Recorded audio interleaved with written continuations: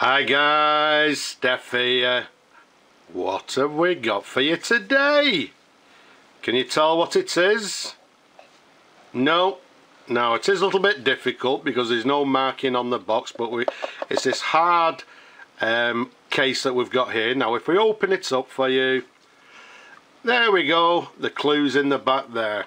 So what we have is a Waterman fountain pen and pencil set.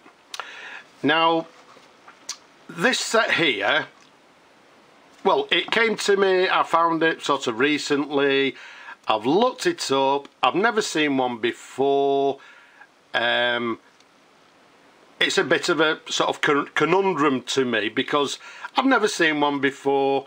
I know the model of it, but I don't know much about this particular pen and pencil. So what we'll do, we'll show it to you people out there, and anybody out there who actually knows maybe a little bit more about this pen and pencil set, then why not share it with us in the comments below.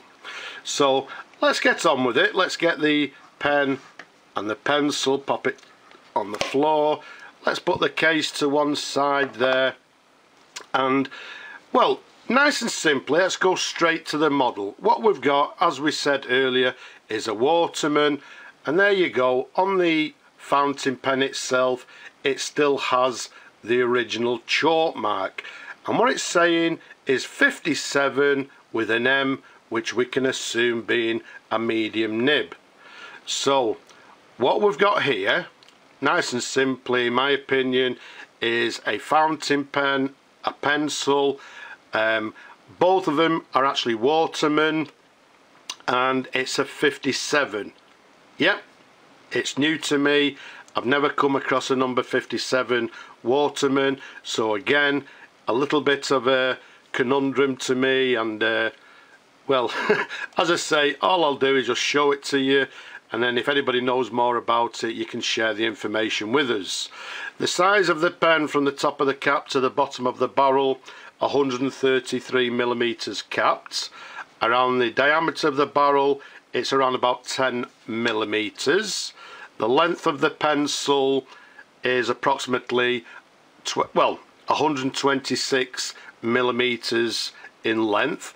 Now both of them come with gold filled or gold plated trim, the cone on the pencil there.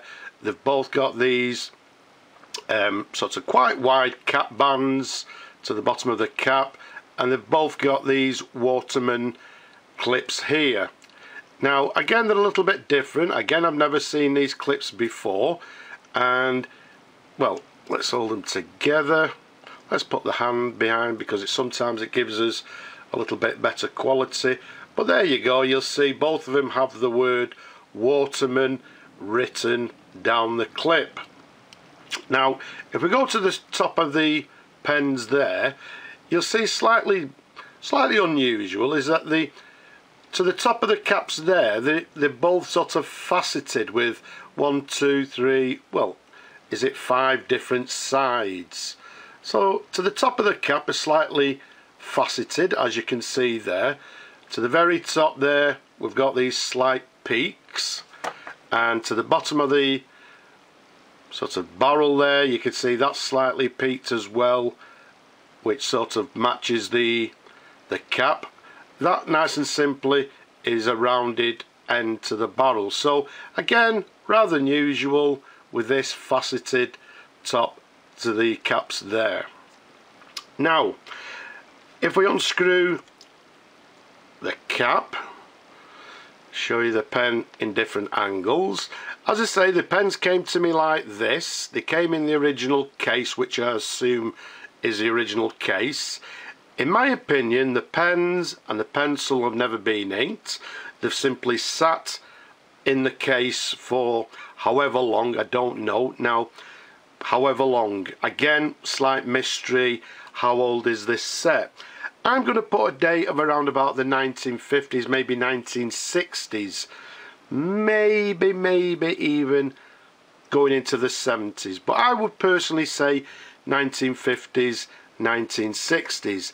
The reason being is that if we unscrew the barrel for you like so, Again, very unusual. There you go. You've got what we term as this aerometric type filler, which again, quite unusual. I've not seen on a Waterman pen.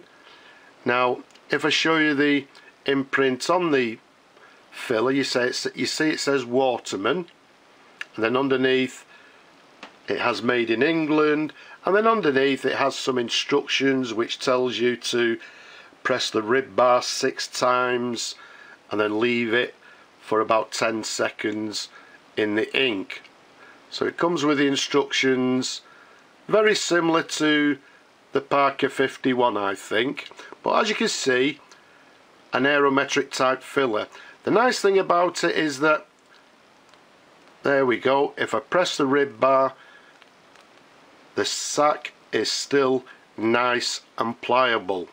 I'm not going to ink this pen because, in my opinion, as I say, I don't believe it's actually been inked.